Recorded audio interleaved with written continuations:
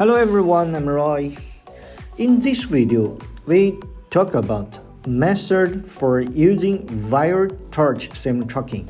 First, make a complete welding program. Click Function, select wire torch seam tracking, and set the tracking direction according to the actual situation.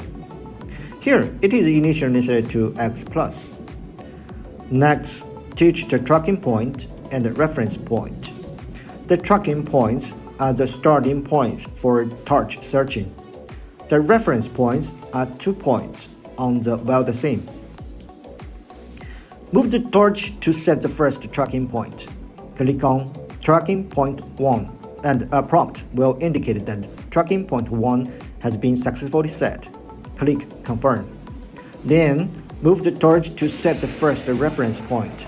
Click on Reference Point 1 and a prompt will indicate that reference point 1 has been successfully set.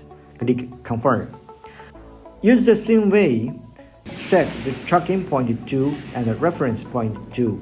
Click Confirm to save the parameters. Finally, check the box to enable the wire torch seam tracking function. Once the operation is complete, click on Path Simulation to view the effect. This is the original welding path. Then move the workpiece to observe the correction effect of the wire torch seam tracking